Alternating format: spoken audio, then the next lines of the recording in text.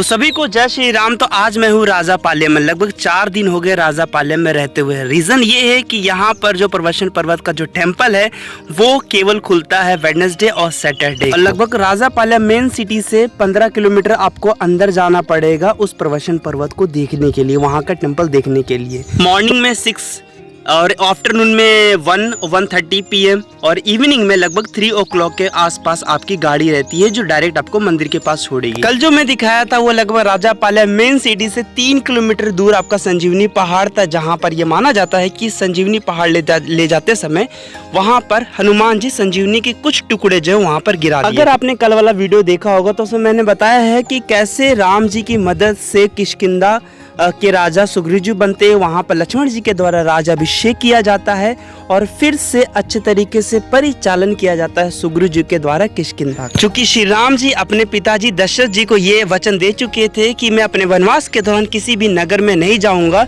तो किष्किंधा में वो रह नहीं सकते थे, इसीलिए उन्हें कोई एक ऐसा स्थान चाहिए था जहाँ पर वो 4 महीने बारिश के कारण रुक पाए।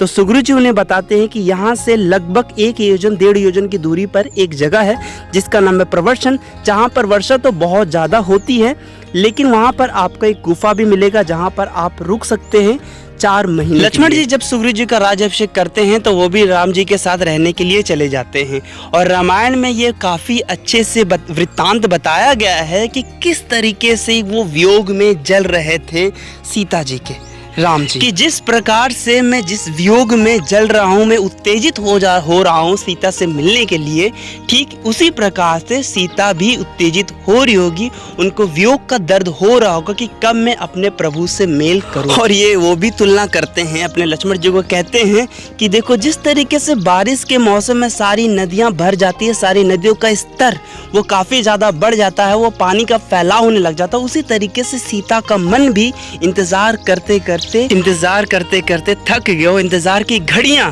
वो थक गई, अब वो भी उफान लेना चाहती है। 3 चीज ही जो आपके इतिहास को बता सकता है एक अच्छे तरीके से। एक तो आपका माउंटेन हो जाता है, दूसरा क्या होता है आपका नदी, और तीसरा हो जाता है वनस्पतियाँ।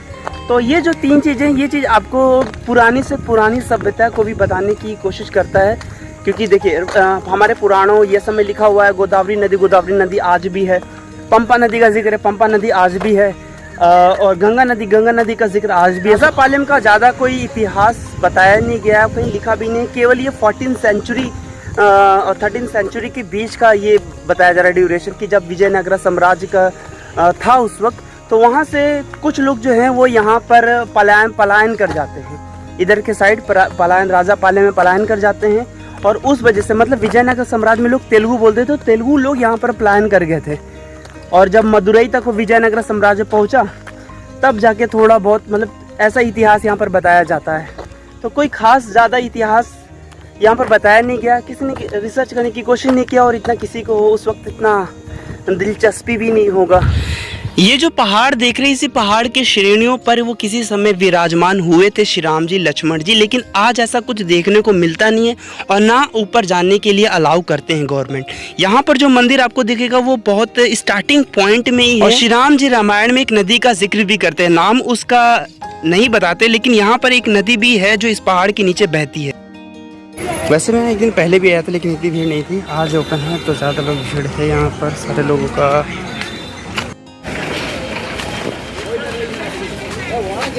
इनका जगह पिकनिक भी होता है।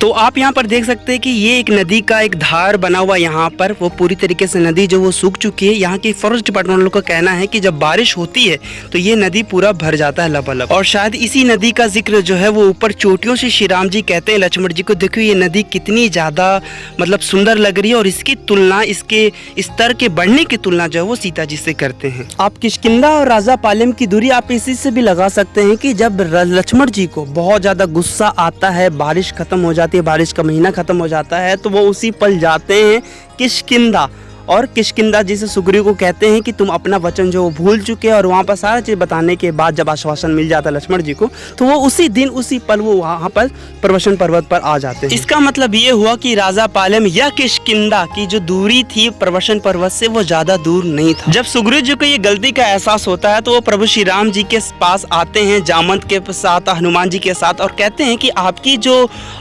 खोज है सीता मैया की जो खोज है उसके लिए कुछ वानरों को मैं पहले ही भेज चुका हूँ, ताकि सारे वानरों के पास एक इन्फॉर्मेशन चला जाए, एक सूचना चला जाए कि सारे वानरों को इकट्ठा होना है किष्किंधा में और प्रभु श्री राम जी की एक कार्य करना है, सीता मैया की खोज करनी। जब ये बात प्रभु श्री राम जी सुग्रीव जी के मुख से सुनते हैं तो राम जी कहते हैं कि मुझे पूरा विश्वास है कि तुम अपने वचन पर अडिग रहोगे, तुम अपने वचन पर दृढ़ रहोगे और तुम मित्रता उसी तरीके से निभाओगे, तुम उसी तरीके से मित्रता निभाते जिस तरीके से मैंने तुम्हारे प्रति निभाया। जब कुछ दिनों बाद सारे वानर आ जाते और ना जाने कितने करोड़ वानर वहां पर आते हैं किष्किंधा प्रभु श्री राम जी का कार्य करने के लिए।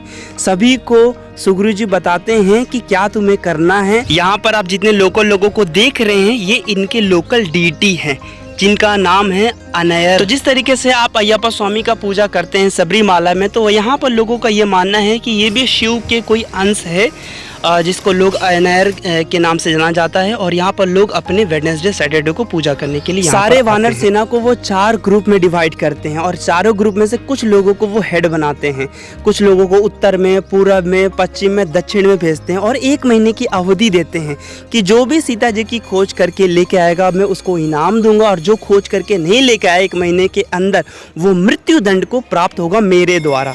इस जगह पर काफ़ी ऐसे लोकल देवी देवता थे जिनका नाम मैं नहीं जानता था और क्योंकि तमिल नाम था तो मैं उसको भूल भी जा रहा था कि क्या ये बताने की कोशिश कर रहे हैं मुझे। अन्ना गॉड नेम अन्ना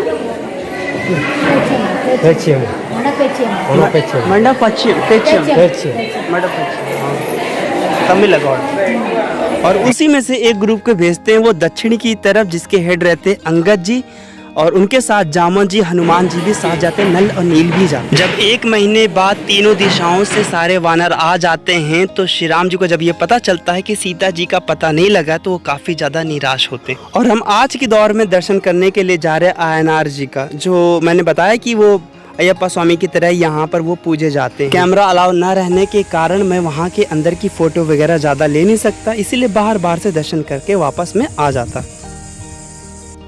हाँ ना, Ayyanar son of Shiva. Ayyanar Kartik ji same, Ayyanar और कार्तिक जी। कार्तिक मतलब मुरुगन स्वामी, முருகன் ஒன்று, கணேஷ், ஐயப்பன் ஒன்று. ஐயப்பன் சொல்லுவாங்கல்ல, ஐயப்பா. ஐயப்பனுடைய மறு 2வது பிறவி. டிஃப்ரெண்ட், அதாவது ரெனிவல். अच्छा रिन्यूअल. இது வந்து மேரேஜ் பண்றது, மேரேஜ். அது ஐயப்பன் மேரேஜ் கிடையாது. ஓகே ஓகே, இது மேரேஜ். तो शिवा टेम्पल नो அந்த இருக்கு. नो नो दिस मेन இதுல ये शिवा आयनर. அவர் லைன் தனி. Okay, Ayyanar different from Shiva. Shiva son. Shiva son அது ரெண்டு இருக்கு, சிவன சக்தி இருக்கு. ओके ओके, शिवा शक्ति. एक मिनट है ना, ये आयनार स्वामी और इनकी वाइफ और ये ना 2 वाइफ. ओ पेरू पूर्णतला पुस्तला, पूर्णतला पुस्तला. ओके, तो ये मतलब son of Shiva, Pashupatinath Mahadev. Shiv son. Okay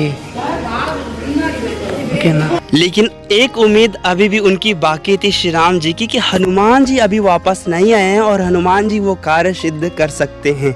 जब तक हनुमान जी दक्षिण की तरफ से नहीं आते तब तक मैं ये नहीं मानूंगा कि सीता जी का पता नहीं लगा. अब वो जगह मैं बाद में दिखाऊंगी कि जहाँ पर हनुमान जी की शक्तियों को याद दिलवाते हैं जामवंत जी, जहाँ पर हनुमान जी छलांग मार के 100 योजन का पहुँचते हैं श्रीलंका.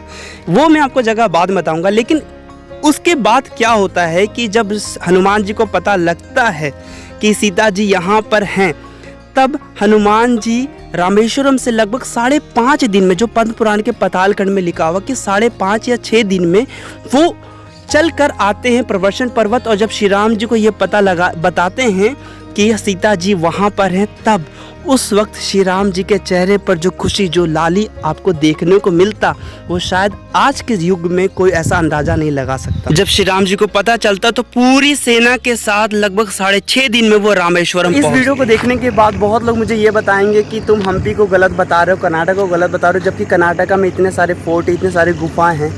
तो मैं बताना चाहूँगा कि हम्पी जो है वो किसी समय राजधानी थी, जो समय के साथ बना रहा और मेंटेन रहा, और वो एक सेंटर था, तो वहाँ पर लोग आना जाना लगा रहता था लोगों का, और वो चीज़ बचा रहा वहाँ पे। तो इस वजह से अगर उसके स्थिति को देखें हम तो सही मानना होगा, लेकिन अगर वाल्मीकि रामायण के हिसाब से हम देखें तो वो मतलब कि फिक्स बैठ नहीं रहा है। अगर देखेंगे पंपा नदी, तो पंपा नदी आपकी यहाँ पर है। अगर देखेंगे कि 6.5 दिन आपको लगा पहुँचने में, तो 6.5 दिन आपको हम्पी से यहाँ आपको लगेगा ही नहीं। रामेश्वरम 6.5 दिन में इम्पॉसिबल लगता है। और सब मेन बात तो है आपका पंपा नदी, मेन तो आपका पंपा नदी ही है। पंपा नदी आपका केरल में ही बहती है। और जब मैं केरल के पास आया तो देखा कि सबरी पीदम भी है, जो अयप्पा स्वामी के लिए जब आप ऊपर की ओर जाइएगा। अगर मेरा पिछला वीडियो देखे हो, अगर आप सबरीमाला वाला वीडियो देखे हो, तो उसमें मैंने दिखाया भी है। तो वो सब चीज़ें देखने के बाद मुझे लगा कि नहीं, हम्पी वो जगह हो नहीं सकती है, कर्नाटक वो जगह हो नहीं सकता, इसीलिए मैं इस जगह को ही वो कर रहा हूँ। श्री राम जी के चेहरे की लाली को वही ज्ञात कर सकता है, वही अंदाज़ा लगा सकता है, जो बहुत ज़्यादा सफलता पाने के बाद कुछ उसे एक उम्मीद मिलती है सफल होने की। तो आई होप आपको ये वीडियो बहुत ज़्यादा पसंद आई हो। चलते हैं फिर, जय श्री राम।